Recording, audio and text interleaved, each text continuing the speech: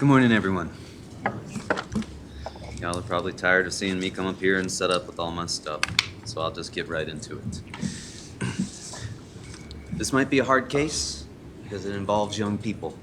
It might be difficult because it involves young people, right? But it is not a complicated case.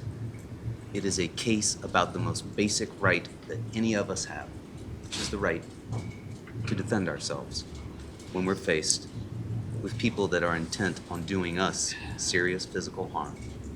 That could be as much as death, serious disfigurement, and all the other things you're going to hear about in that instruction. You've heard from the state here telling you, I guess, that Lido Valley is a criminal mastermind who came over there with the plan to be able to use all of this so that now I can claim self-defense. You heard Mr. Valle get on the stand. Mr. Valle, a criminal mastermind, can put together a plan like that? And back home, we'd say, son, bless your heart, but that was mighty stupid. There was a whole lot of stupid to go around that night. There was a fire that got lit earlier in the night, and it started with all that drinking that was going on. And nobody there to say, what are we doing? How do we come into all of this? That's the first fire that was lit. And there were a lot more along the way. But again, not a complicated case. Mr. Valle took the stand, he talked to you, he didn't have to do that. Mr. Valle used a 3-inch pocket knife that Jack Snyder gave him, that Jack Snyder brought, that Mr. Valle didn't even know existed prior to that night. Mr. Valle didn't even know existed prior to Mr. Snyder giving it to him. Where was Lido Valley seated when Jack Snyder pulled that knife out and had it on his lap? Was he in the front passenger seat? No. De Silva. Lido Valley's behind him with Mackenzie Trafficante on his lap. There's no way he can see that knife in Jack Snyder's lap. And Jack Snyder's the one who told you he took that out and put it in his own lap because he was so scared about what was going on. So Lido Valley can't see that knife, doesn't know it exists. Mr. Snyder told you that there was no way that Mr. Valle could have known it was there before. He'd never brought it out. He'd never said to him, hey, I got this knife. Let's go riding over to 43 LGD and get a little payback. None of that happened. So it doesn't make any sense when Jack Snyder tells you that Lido Valley asked him for a knife that he didn't even know existed. Now I get it. Maybe some of you want to believe Jack Snyder and Tyler De Silva. Maybe you say to yourself, gosh, those kids, nice looking kids, they get up here on the stand. Why shouldn't I believe them? Well, ask yourself, why should you believe them over Mr. Valle? Is there something about Mr. Valle and the way he came up here and took the stand and testified that tells you you should disbelieve him but believe those two? I didn't hear the state talk at all about Exhibits 94 and 96 when they were up here. Did you? What are Exhibits 94 and 96? I bet you remember. I hope it weighed heavily on your mind. Imagine if I came up here and asked you to believe witnesses. I can't even call them paid witnesses.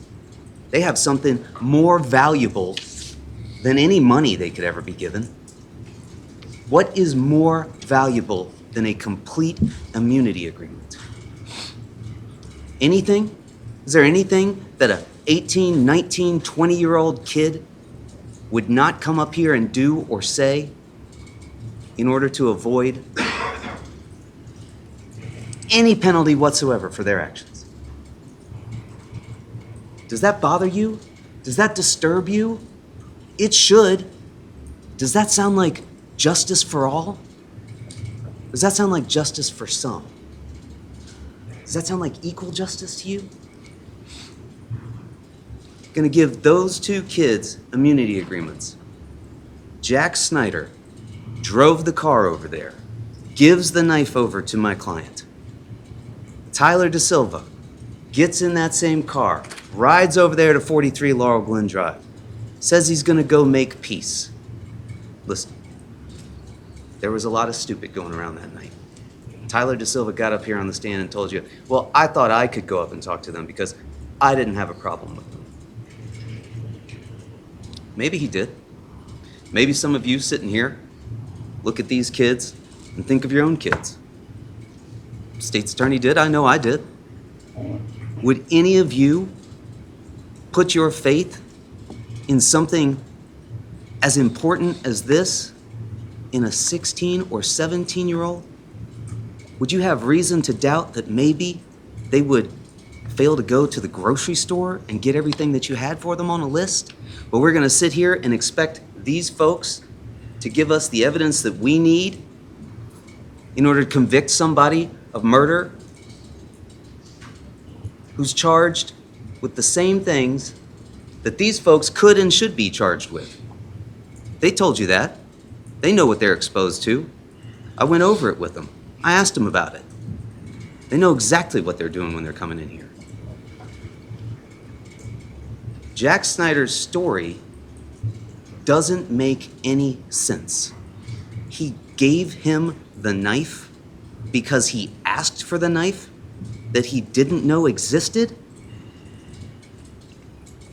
It's not just implausible. It's not just improbable. It is impossible. You don't ask for something that you don't know exists. He didn't know it existed before that moment. So we watched the Ring video. The Ring video is the 36 Laurel Glen Drive. That's Exhibit 44. You'll have that available to you. You see the car stop. You see Mackenzie get out. She's walking up ahead. Raul's already on the curb, a little ashamed. He's in a bad situation here. Mackenzie's obviously upset with him. She's walking down towards the curb. Tyler De Silva gets out of the front. And then the car stops. And it's there for some time before it drives off. And Mr. Valle told you that's when Jack Snyder threw him the knife and said, just in case. Just in case what? Just in case this situation that I caused over here at 43 Laurel Glen Drive comes running down the street at you, throwing things and hollering things, and I'm about to drive off and leave you? Does that make more sense than, he was pissed off. He was the most pissed off. He was angrier than anybody else there. And he asked me for that knife that he didn't know existed. Jack Snyder has every incentive in the world to make these folks and you promises that he just can't deliver on. He's got there is no more powerful incentive in the whole world than what he's got. What are the terms of that agreement that he was given? He's got to come in here and testify truthfully. But who makes that determination? Who's he working for when he's under that immunity agreement?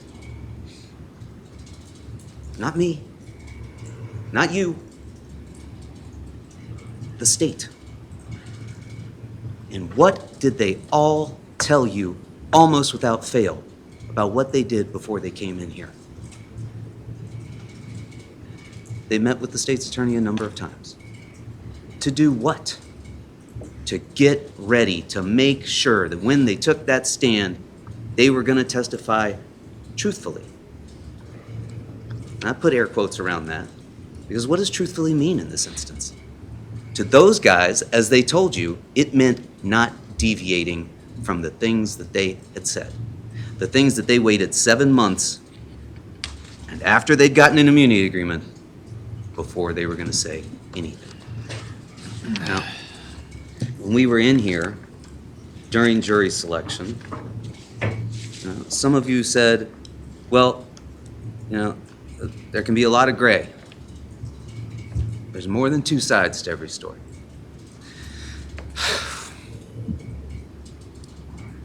That was a bit of truth. How many sides to a story did we get here? And some of you said, well, a lot of people will lie. And you said that maybe you had a little bit of an idea about what had happened here. You've got way more of an idea now about what happened here. And some of you said, well, I don't expect everyone to testify truthfully. People may want to defend or protect their families. You need more than just common sense to determine credibility.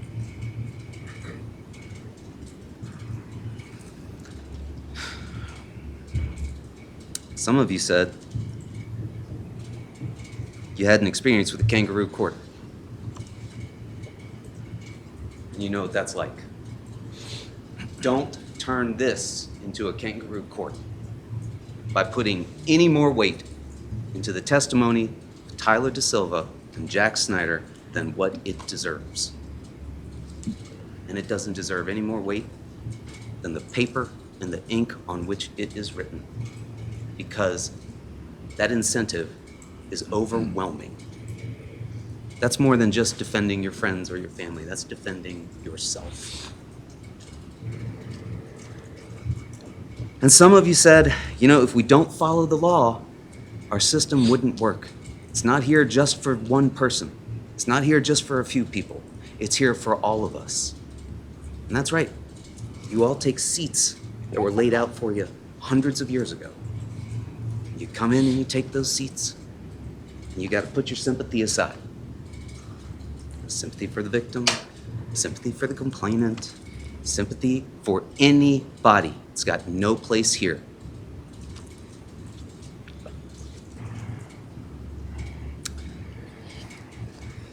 Some of you have experience taking things through a process, doing quality control and making sure that everything has been met along the way. Use that experience here. Does this make sense? Would this pass through quality control?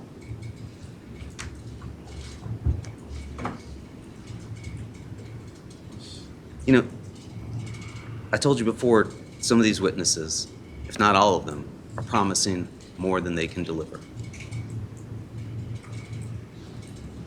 Imagine if somebody tells you something that just can't be true. Somebody tells you they've got to make a delivery and it's going to take them an hour and a half to get from here, in the middle of the day, through the city, down to DC in 3.5 hours.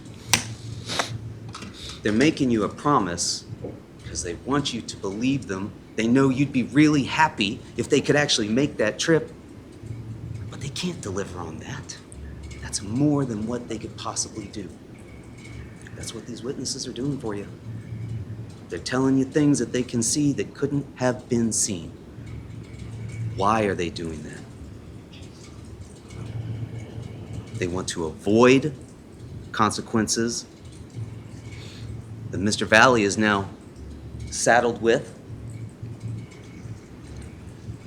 They want to protect themselves. They want to protect their friends. And they want to protect the memory of a loved one that they lost.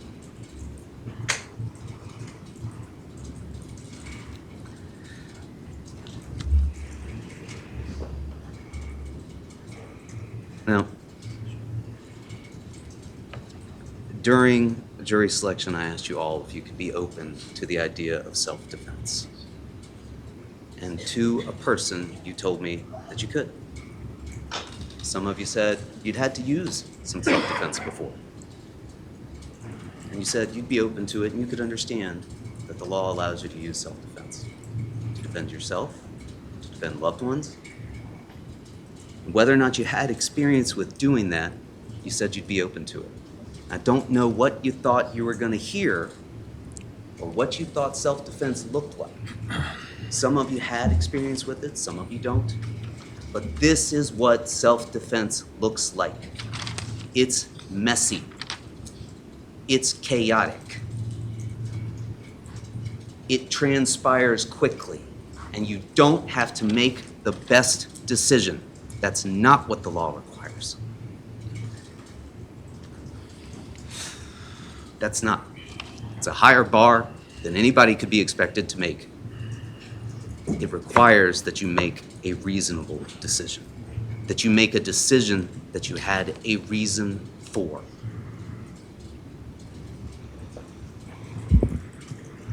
You watch those videos, you know there's a reason for the defense that he used. He's down on the ground. He's getting kicked, stomped, punched, and he's being given no reason to believe that that's going to stop unless he makes it stop. Nobody's saying, that's enough, guys. Everybody up. Just a few licks and then we'll let him go. That didn't happen. What did happen? People joined in the fray. There were at least 15 to 20 people out there, at a minimum. And you know that because if you watch that video, you can count them. Michael Sampieri, Sal Perry, Jacob Villalobos, Matthew Lockovich, Ryan Hines, Ty Wood, Tanner Chernowski, Tommy Connery, Charlie Connery. The list goes on. We heard about all of them. We see some of them. Alex Bernson. Some of them couldn't be identified. Those are at least the people that we can see. And Mr. Valle's down on the ground, getting kicked, punched, can't tell what's going on around him. Ryan Hines is on top of it. And Ryan Hines is punching him in the face. And Ryan Hines tells you, I didn't think he was aiming for me necessarily. Because he wasn't. He reaches in his pocket and he takes out the only thing that he's got there. The only thing at that point that he thinks is gonna make them stop because they've not given him any reason to believe that they're gonna do so on their own. And maybe you're thinking to yourself, well yeah, but he said he brought a knife to a fist fight. No, he didn't bring that knife to that fist fight. He had that knife in his pocket because Jack Snyder took it out and threw it to him. And he's got some kids running down the way. He drops, picks it up, sticks it in his pocket. Now you heard the state argue to you, well, you know, they submit that that's when he gave it to him now, is when we see it on that Ring video. Agreeing, I guess, with what Mr. Valle tells us, which is in fact, as you will recall, entirely different than what Mr. Snyder says, than what Keenan Frasick says. Snyder tells you he doesn't give him the knife until it's asked for, which again is completely ridiculous and unbelievable. But he tells you that happens after they're looking at the car. After he's dropped them off, driven down the street, leaving them there, comes back, and then everybody else who was still in the car gets out. Do you remember that? That was Jack Snyder's testimony. He didn't tell you that he threw it to him while they were right there. And Keenan Frasick, what does he describe?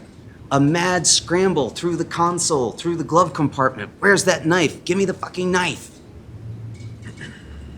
Didn't happen. It's just unbelievable.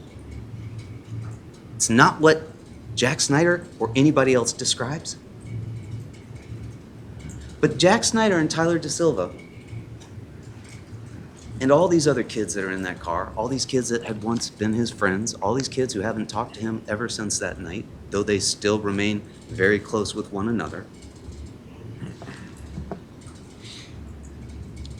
Those kids all told you that Mr. Valle was the most upset of anyone there. More upset than Jack Snyder about his car. More upset than Tyler DeSilva, who was worried about the damages and how much it was going to cost. He was the most upset of anybody there. And he went into a rage. He was so angry. Gosh, never seen anybody that angry in my life. He goes digging through the car and this and that and the other. Why? Does that make any sense? Of course not. Not unless you start to think about what's motivating them to ostracize and distance themselves from Mr. Valle, to aggrandize what he was doing so that they can demonize it, so that they can wipe their hands of Mr. Valle. Oh, I had no idea. I don't know. He was so mad. He was so angry. I just thought we were just going to go get back in the car and I was going to go make peace. It doesn't make any sense. Mr. Valle told you he and Tyler DeSilva were best friends. Again, it might have been mighty stupid to get back in that car. But there was so much stupid running around that night.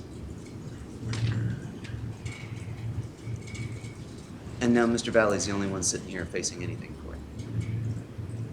Because he got in that car and had a pocket knife in his pocket. You'll recall not a single witness telling you that he got out of that car and came onto that lawn with that knife displayed. None of them saw it. He didn't get out dancing around with it, licking the blade, asking who wants a piece of this. None of that. He's not a person who carries a knife. It wasn't his knife.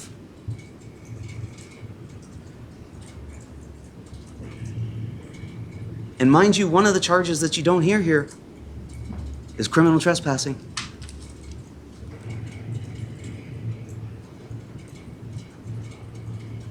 It was stupid to go on that lawn. I would agree with you. We could argue about that, and I would concede that. But it wasn't criminal under those circumstances. Those kids, for whatever their reasons were, had invited them there and wanted them on that lawn. What do they tell you? Did we hear a series of witnesses come in here and tell us all the things that they could remember so clearly, and they all could remember, I looked in the car, I might have been a long way away, but I could see Mr. Valle, and I could see Tyler DeSilva, and I could see Mackenzie Traficante, and I could see Jack Snyder. But then when it came time to tell us, well, who else was there with you? Who else went out into the front yard with you? I can't really recall. Really? But you told us that all those folks were your friends, lifelong friends, grew up with them from childhood, been over to their homes, so comfortable that when they got to the house, they could walk right up and go in through the Bilko doors. That they could go downstairs, nobody would even blink an eye, right? And when they got down there, they could see their friends, they knew who was there. But then when they all went outside, do you remember this? It was everyone got up. All of us went together. Oh, really? Who were you beside? Ooh, I can't recall that, actually, now that you mention it. Oh, okay. Well, who was at the car? Some of them told you, there was a couple of us at the car, right?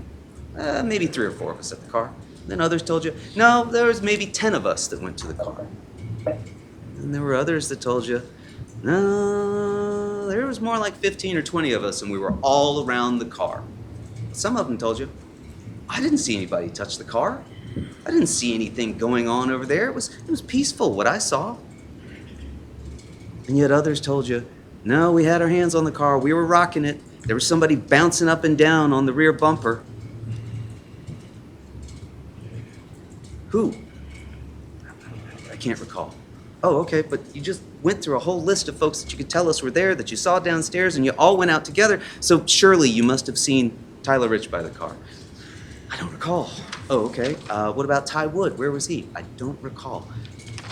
You will have the opportunity to see all the evidence here as long as you want, as many times as you wish. Do a test, do an experiment. Go through those witnesses. See when they can't remember things and ask yourselves if that's convenient, if it seems like they're protecting their friends. Or ask yourselves, is there something wrong with their memories? Why is it so selective? Why can they remember some things but not others? And do those things seem designed to protect their friends and themselves? Right? Tyler Rich has got to tell you that he told Tyler Da Silva to get the fuck out of here when he sees him on his lawn. Because what he can't come in here and tell you is he didn't tell him get the fuck out of here. He wanted him on that lawn. And he wanted for his friends and him to be able to jump them and get some payback. Because if he tells you that, and if he tells the cops that, then he and his friends could get charged. Maybe they get an immunity agreement. Who knows? But they certainly have to admit to some conduct that is criminal. And they're not gonna do that. They didn't do it that night. To the extent that they came in here and told you things that were different from what they told the cops before. I tried to point that out. I asked every single one of you during jury selection, probably looking at me like, what in the world is this all about? I gave you the parking lot example. Everybody remember the parking lot example? Right? I said, what would you be interested in knowing? Right? If you came out and you saw two strangers that you'd never met before, and they're each pointing at each other and saying, he did it. And you look at your white car. Remember the white car? It's got a long red gash. Remember the red gash? I said, would you be interested in knowing whether either of them drove a red car?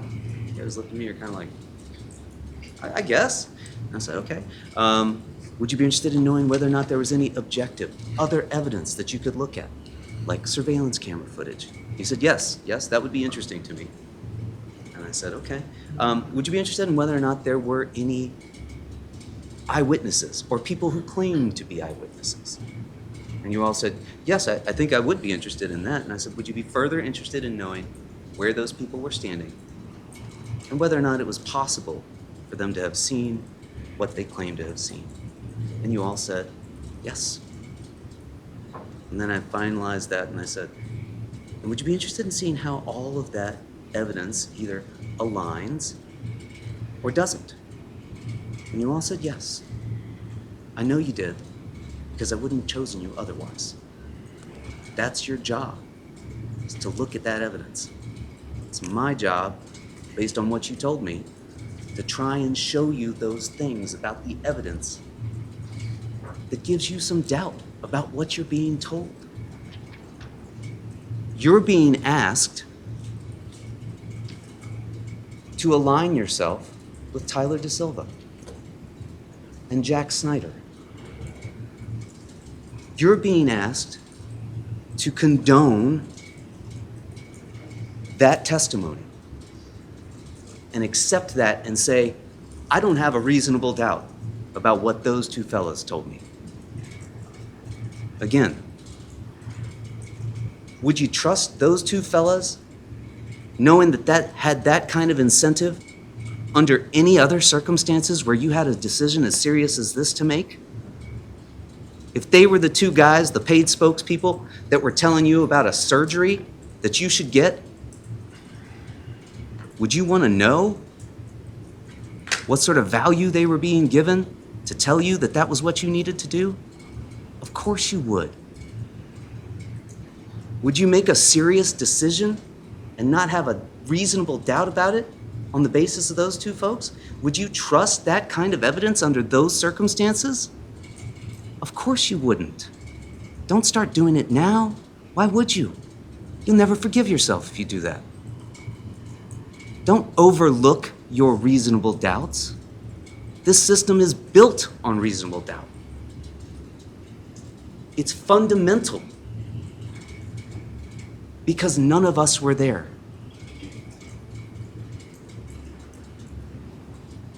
We're looking at it after the fact, and we're trying to determine, has the state proven its case beyond a reasonable doubt? You may feel inclined to try and solve the crime or somehow make things right. That's not your job. You can't fix all the ills that led up to that night. Your job is to determine whether or not you have a reasonable doubt about what happened that evening based on the evidence that you've been presented. And I think you've got more than a single reasonable doubt. You've got reasons to doubt Jack Snyder. You've got reasons to doubt Tyler DaSilva. And you should heed those doubts. That's what the law tells you to do. Listen to your doubt. Give your doubt credence. It is, in fact, what binds us, because it's there for all of us.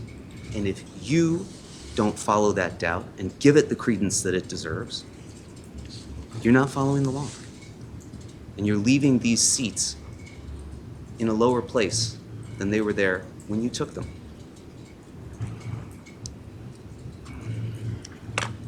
Just as fundamental to our system is the presumption of innocence. And again, I know I asked every single one of you whether or not you could uphold that.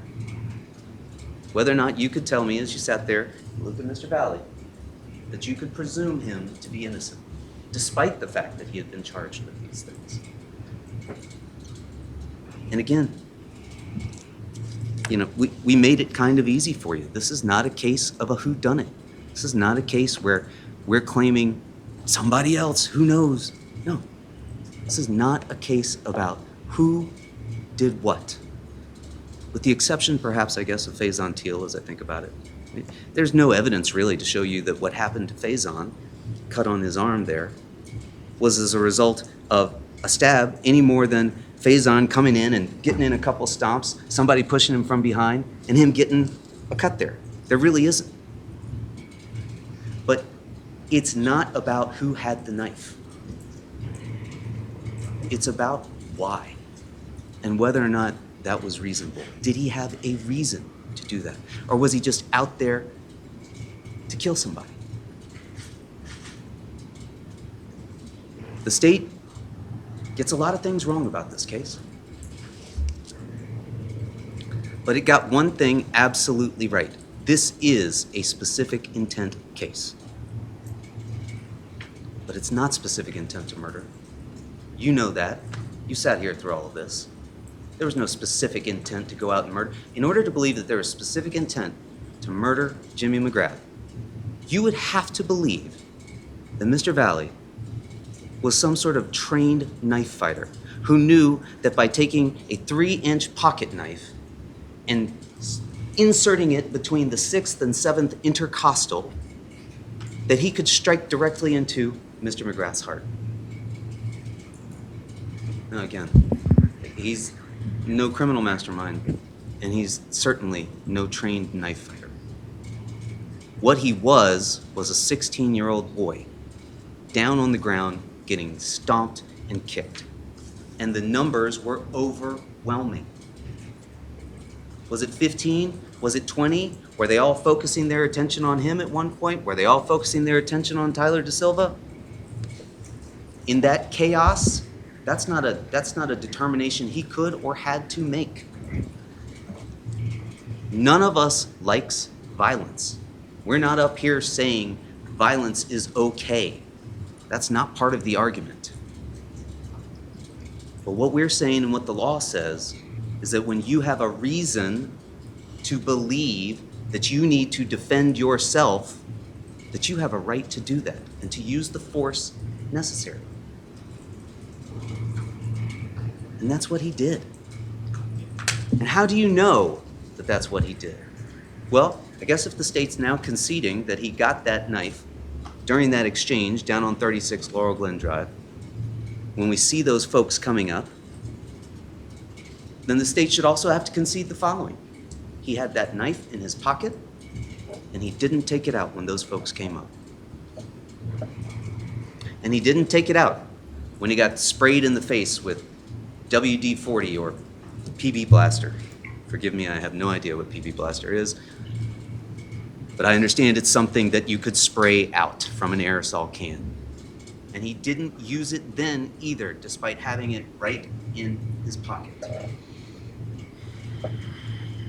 That's a lot of control for a person that they want you to believe is basically a homicidal maniac. He can't be both.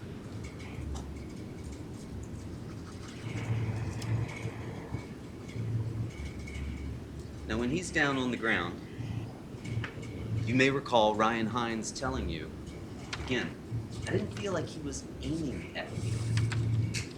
What else did he tell you about his position? Do you remember? You could see his arm doing this thing, but it looked like his other arm and his bicep were somehow stuck under him or pinned beneath him. Sure, because he told you he was in the fetal position down on the ground before he was able to get that knife out and start using it. And he had not just Ryan Hines on him, but all those other boys. You can see it in the video. You've got a couple different versions of that video, and I gave you Defense Exhibit B, and I'd ask you to use it, a frame by frame that you can go through as fast, as slow, focus in on a single frame, and you can see that there are two groups that peel off, that there are two folks that are wearing very similar outfits, and those outfits look very much like the lighter bottoms, dark blue top, some graphic on the back, the Jimmy McGrath, and Tommy Connery admitted to having been wearing that night. And you can see in some of those frames feet attached to those figures, kicking a figure down on the ground that is clearly not Tyler Da Silva because he's being subjected to a separate beating over to the left. And you heard about how there were two fights that developed, and that one goes down over to the right and one's going on over to the left. And think about what he's facing at that moment when he's down on the ground, because that's what self-defense requires. Not us sitting here later in the cool hindsight of this room, the ability to say, look at this, look at that. No, it's at that moment when you're 16 years old and you're down on the ground and you're facing the entire Shelton High School football team that's pissed off and they already know about the fight at 5 Lazy Brook, right? You heard testimony. They got there and everybody was already asking them about it.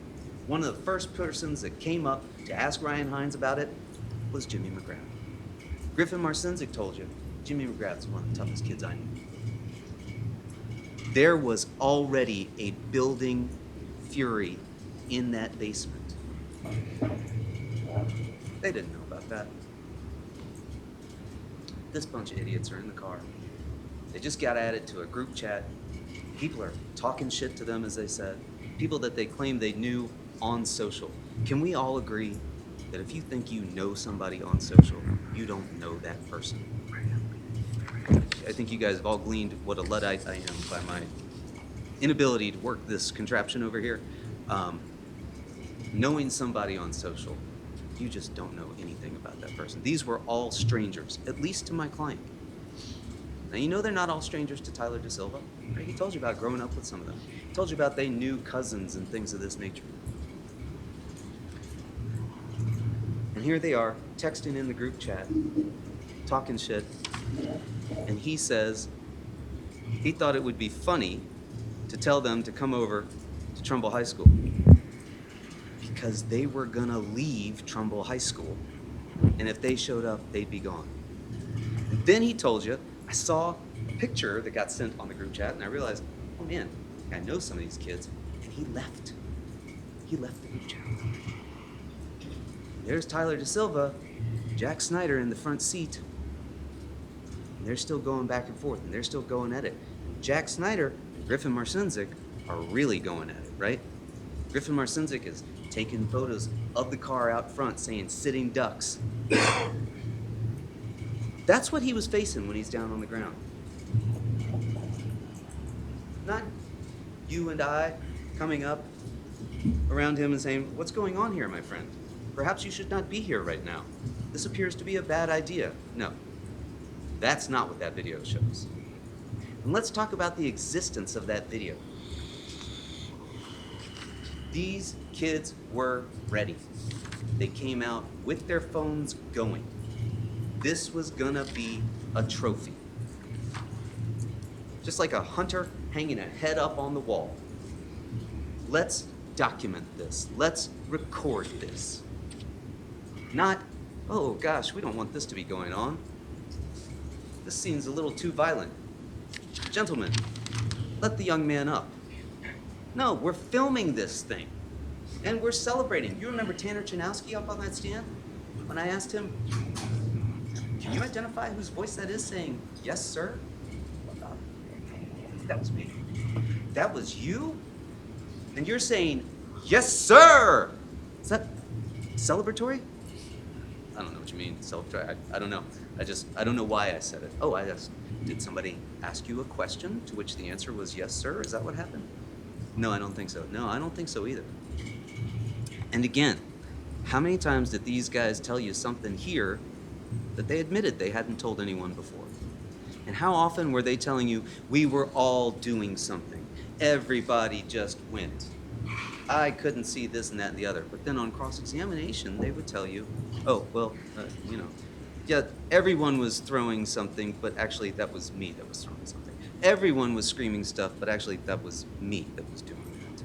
They wanted to minimize their involvement, generalize what they were doing, anonymize it, and scrub it clean so that they could come in here and tell you, "We were just shocked to find this going on." You know that's not true. If you want to believe that, ask yourselves, why? Why do you want to believe that? Sympathy? Do you have any reason not to doubt that when they tell you that? These are people that are filming a beating, not just one. Ricky Fiola's filming too, right? We just don't have that film. Ricky Fiola's over there, he's got the camera out, he's doing this. You can see him in some of these freeze frames that they show you, right? He's like this, and you can almost kind of see when he turns over and he looks at the camera and the light shines right in his eyes, and boop, you get that little red, and he's kind of like, "Oh shit," right? "Oh, I didn't realize somebody else would be filming me filming." And then he goes, and what does he do with that? He goes and gives it right to the cops, right? Nope.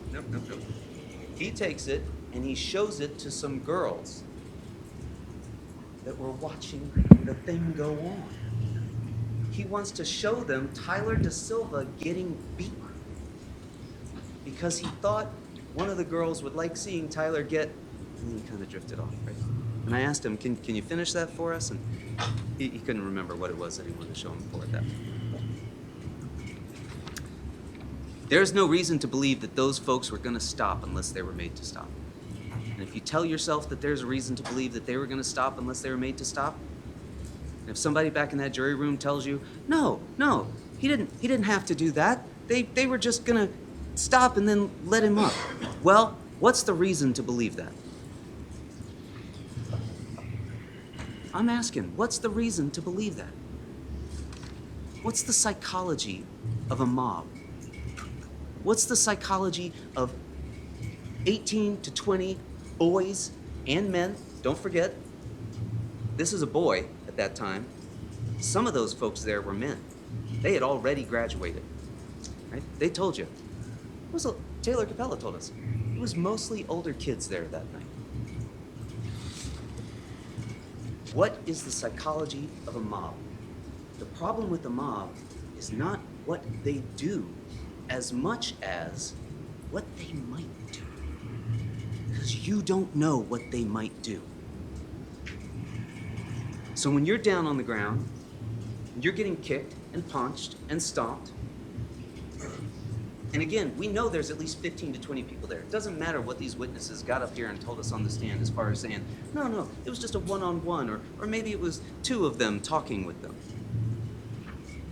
That's just simply unbelievable based on what we see there and what's going on that video. And we heard a little bit from some of the witnesses trying to tell us Raul's there on the lawn beside Tyler Da Silva. They're facing this big group of Shelton High football players that have started to circle them.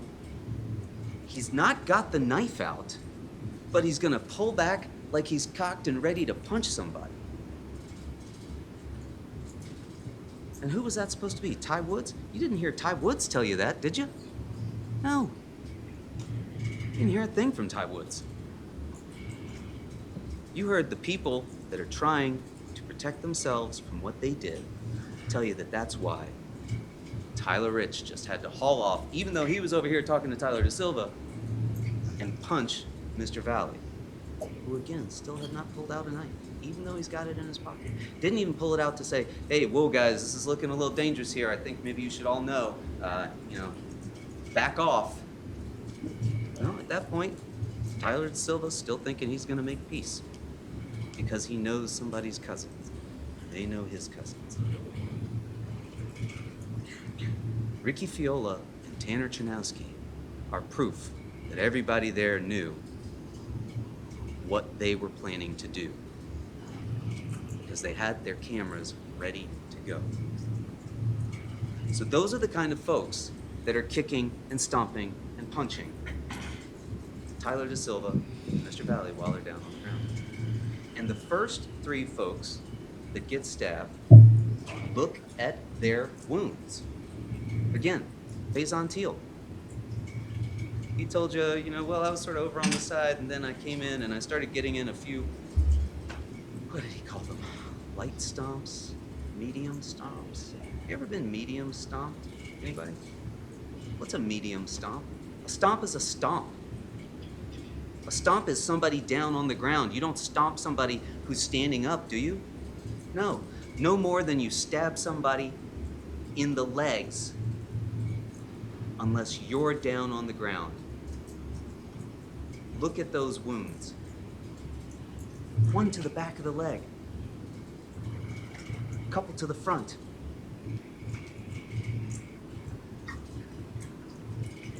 Those are wounds that you give somebody when you're down on the ground. You don't bend down and give a couple here and a little there and let me get one in the back. It's just not how that happens. It happens fast because you're frightened and you're panicked and you're scared and you have a reason to believe that you've got to do that because nothing else is stopping them. In fact, you heard Mr. Valle. It scared him even more after he had to do that because it didn't stop. And you've got Ryan Hines. Look at his injuries. One to the ribs. What, when you're over top of him? When you're punching him in the face? Then further down on the side, and finally one down on the hip flank area. Again, what did he do? Mr. Valle was standing with him and went, one here, one here, one here, and one there. It makes no sense. It's not the way this happened. It's not the way self-defense happens. Again, it's not complicated. Doesn't mean it's not hard. Doesn't mean it's not difficult, the decision that you have to make. But it is not complicated. It is simple. He's down on the ground. He's getting beaten. He's getting stomped. The same thing is happening to his friend. Nothing is telling them that that's going to end unless he makes it stop. So with his arm pinned behind him while he's getting stomped and kicked, boom, Ryan Hines. Tommy Connery tells you he comes over and separates them, right? And he takes his place. Takes his place over top of him, pounding him on him? No, he's over there as well, getting in his kicks. His leg gets stuck, gets the side, the back, right? Now, Ryan Hines tells you after he got stabbed, that was it. He had nothing to do with what happened to Tyler Da Silva. You know that's not true because you saw that video. You saw that green hoodie, black shorts with the white trim right over there on top of Tyler Da Silva, kicking him and stomping him with the rest of the group. Part of the state's argument here is simple. Who are you going to believe? Our witnesses or your lying eyes? Look at the video. Watch it, and you will see there are two groups here. You will see one group breaks off. That's the group that is beating on Mr. Valle, and then you can see them shove him into the road. He walks to the car. Thank goodness, at that point, Tanner Chernowski was filming. Because what do we see? Camera pans over. He's looking. What's he looking at? He's looking at where Mr. Valle is. Mr. Valle's by the car. He opens the door briefly. You see the light come on inside, the interior light. And then you see his head go just like this. Right? And we can see the side of his face. We see the profile. And you can almost hear the wheels clicking inside Tanner Chernowski's mind. It's like, what's he looking at? Now you see the camera pan again. Boom. What does that camera pan right to? Tyler Da Silva on the ground, surrounded, getting pounded on by a number of kids, right? Kids that are saying, yeah, come on, get some. Who wants a piece of this? Yes, sir. That's what's going on. Any indication those kids are going to just stop that at that point? No. Not a single reason to believe that they're going to stop. They didn't stop with my client until he had used that knife. And they gave him no reason to think that they were gonna until he used that knife. That knife was a tool. It was the only tool that he had available to him to survive that night. That was the specific intent that he had. The states charge specific intent crimes. Again, they're right about specific intent, but it's not specific intent to murder. It's not specific intent to assault. It's specific intent to survive. Because he had no reason to believe that they were going to just let him, that was going to stop. They were intent on pummeling him into unconsciousness at best, serious physical harm, almost certainly, and no way to know whether or not that was going to stop until he was dead. Just not. If you want to believe otherwise, ask yourself why. You're going to get an instruction on implicit bias. Is there something about the way my client looks, the way I am, that makes you think he's any less believable than those kids? That he deserves to have self-defense available to him any less than any one of us? That those kids, if they were down in that same position, wouldn't have done that exact same thing? Would it change your mind if he'd had a screwdriver with a 3-inch shaft in his pocket and that he pulled that out and used it? He'd have the same wounds, stabs and punctures. This is what self-defense looks like. Most of us have never had to think about that before, right? What does self-defense look like? I don't know. Maybe I saw it in a movie or something. There's no manual for self-defense. When you're down on the ground, there's no handbook that you can pull out and be like, page 1, getting stomped by group of, how many of you are here? Okay. Doesn't work like that. The law doesn't require you to go through that, because if it did, you'd be dead. Maybe that's something that you've never thought about with the law, but I asked you guys, I know I did. Can you follow the law even if you don't like it? And I probably gave you some ridiculous example, like, have you ever heard the song, I Can't Drive 55? Right? There's a guy who doesn't like the speed limit rules, and he says he can't follow them. Well, this is a lot more serious than that, right? This is, can you follow the law even if you don't like the fact that somebody died. But the law is, you just have to make a reasonable choice. Did he have a reason to do what he did? Yes. Do you have any reason to doubt that? What is it? Because Tyler Da Silva told you that the fight was over when he got back over there? You saw Tyler Da Silva in that video. He didn't think the fight was over. He's in the street, hitching up his pants, facing back towards the group. And we can't see Raul at that point. Tanner's perspective is over here. We can see Jimmy McGrath a little bit on the side. And you heard Mr. Valle tell you. They were forming a semicircle. They were forming a horseshoe. And I asked all of those witnesses who watched that video, where did those kids go? Where was Charlie Connery coming from? Followed by 1, 2, 3, 4, 5 kids. Who were those kids that were following him? One of them was Matthew Lockovich. One of them was Jimmy McGrath. Where were they coming from? Watch that video. Use the frame by frame. Go through that part closely.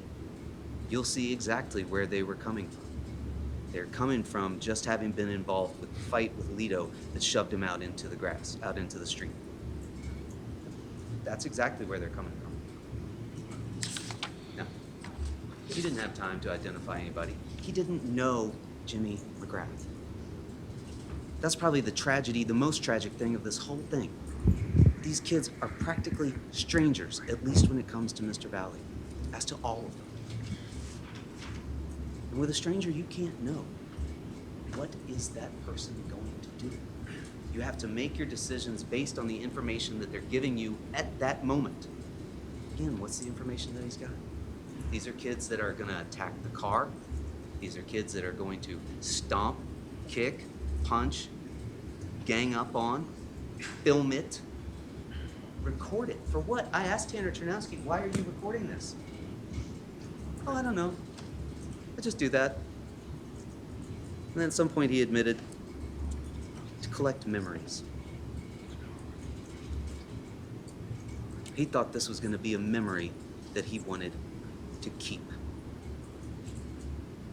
before he knew what the tragic outcome was. But when he thought it was just a beating and an assault that was going to go on, yeah, that was a memory he wanted to collect. That's who Tanner Chernowski is. That's who these other kids were.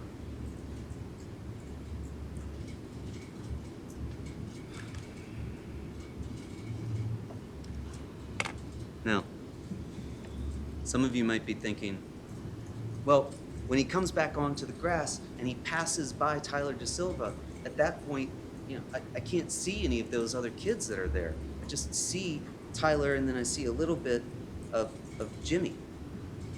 Well, you see a little bit more than that. Right? See that hand? Remember that hand down here around the back on Jimmy? It's not his hand. It's Matt Lockovich's hand. Because they're side by side. Because they are part of a semicircle race. This is a group that has been acting as a group the entire time. You're telling me all of a sudden this group has decided, oh, let's split up, let's single out. No. And in fact, you can see in the video, across the way, there's another person on the other side of Mr. Valle. He's got on a dark top and there's some sort of white lettering across the top. You may remember I was trying to point that out. You're going to have that evidence. Take a look at it. And ask yourself about perspective, right? Because when we're looking at things one way, we can see it like this, and these things appear to be very distant and far apart. But if I shift over here, now it looks like something else is in front. And ask yourself, wait a second. He steps into that place. These kids are all around him. They don't just disappear. And you say, okay, well, hold on. Charlie Connery's yelling, he's got a knife, he's got a knife. These kids are all backing up, right? Makes perfect sense, right? Thank you, Charlie, you solved that one for us. I think he did, inadvertently. Do you tell somebody who's running out of a house fire, fire, fire? I gotta warn you about the fire that you're running away from. No, you don't. You warn somebody about a danger that they are running into. And that's exactly what was happening here. He's got a knife, he's got a knife. Guys, don't go rush him. You need to back up. That's who you warn. You don't call off people that are already calling themselves off. Again, that just doesn't make sense. And you don't have to believe those witnesses just because it's their friend who died. You don't. And you shouldn't. And you wouldn't under any other circumstances. Some of you have experience doing workplace investigations. You know this is way more serious. These stakes are so high. Why are you going to believe these witnesses and this evidence under circumstances like this when you wouldn't believe these folks, knowing what you know about them, their selective memory, their efforts to minimize and generalize and anonymize, not put themselves or their friends in any danger? Lay it all on him.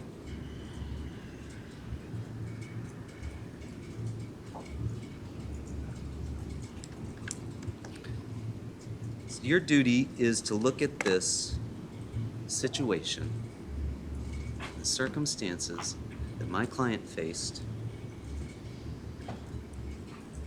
as they were at that time.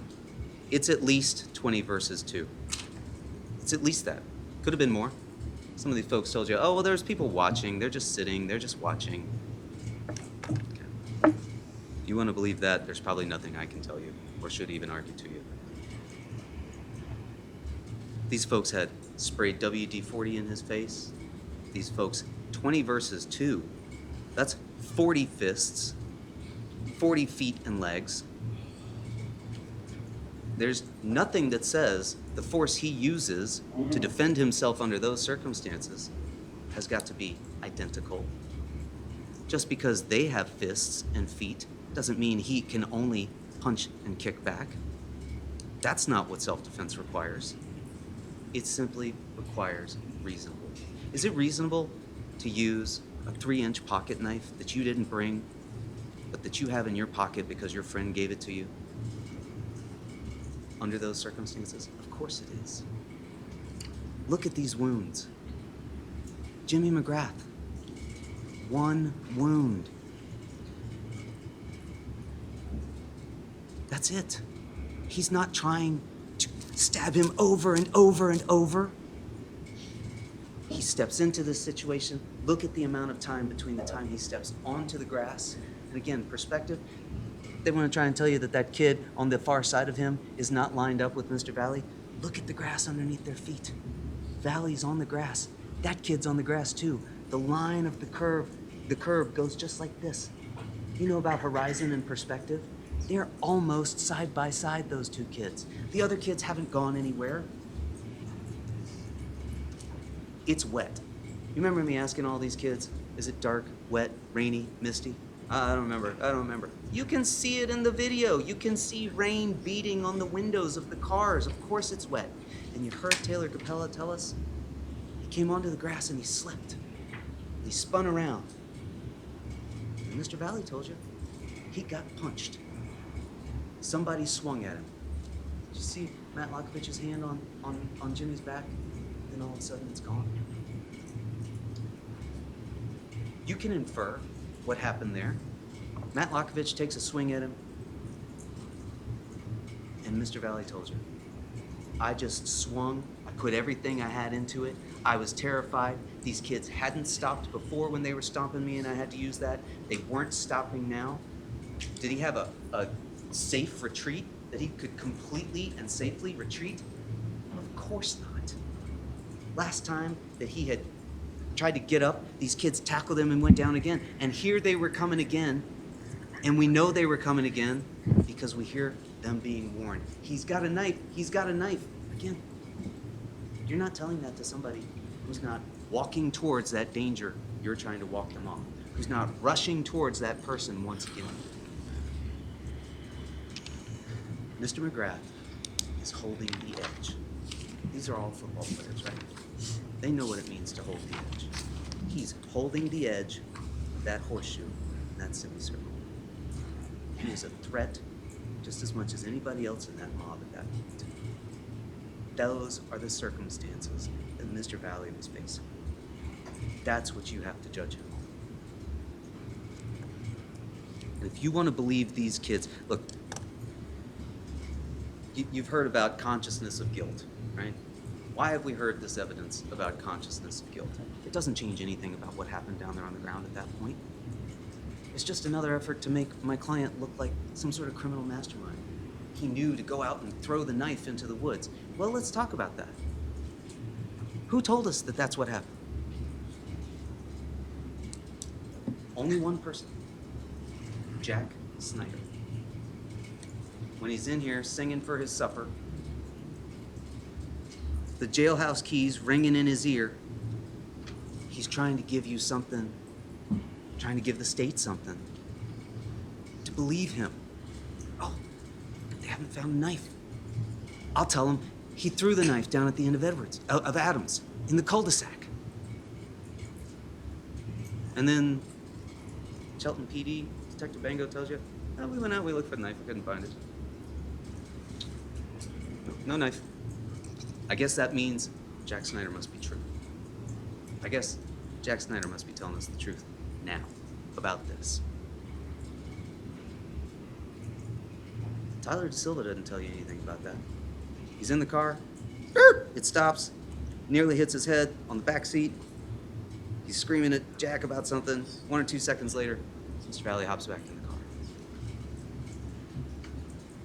Mr. Valle told you.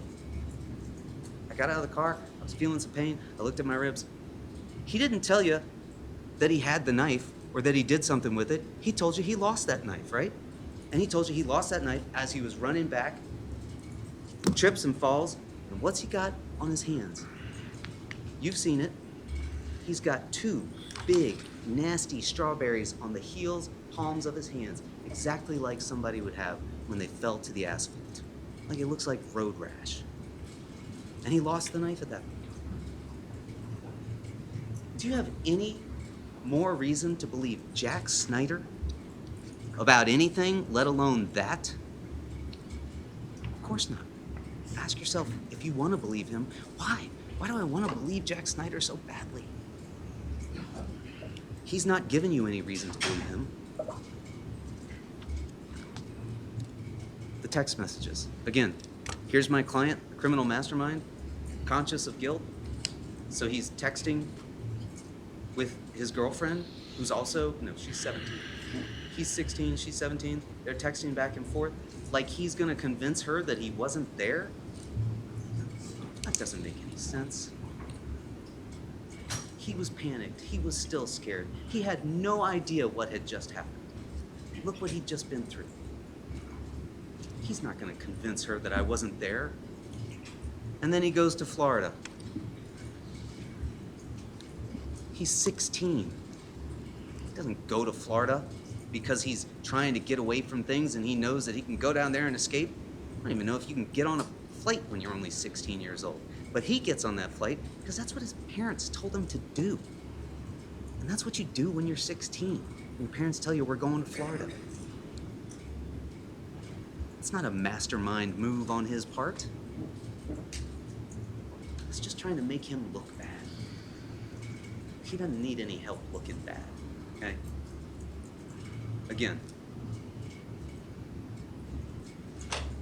bless his heart, there was a whole lot of stupid going around that night. That's my client that I'm talking about.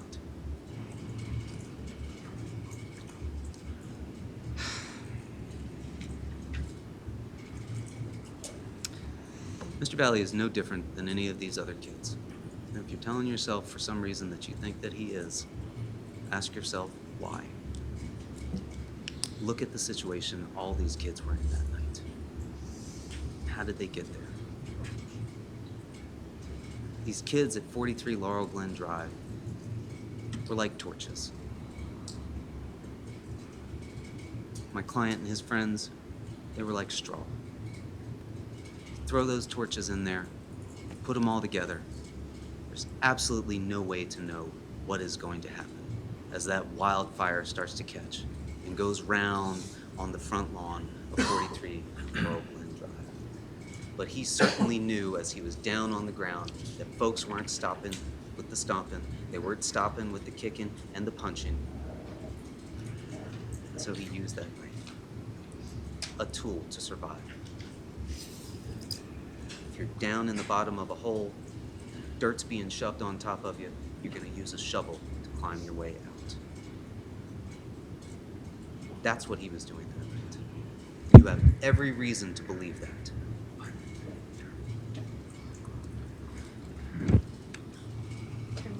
Or a little bit over, so if you wrap it up. Thank you, Your Honor. Folks, I'm not going to apologize for taking up a little bit more time. I do want to thank you for listening. I hope you will look at that evidence. I hope you will take your time with it. I hope you will all understand this is probably the most important thing you've ever been asked to do in your lives.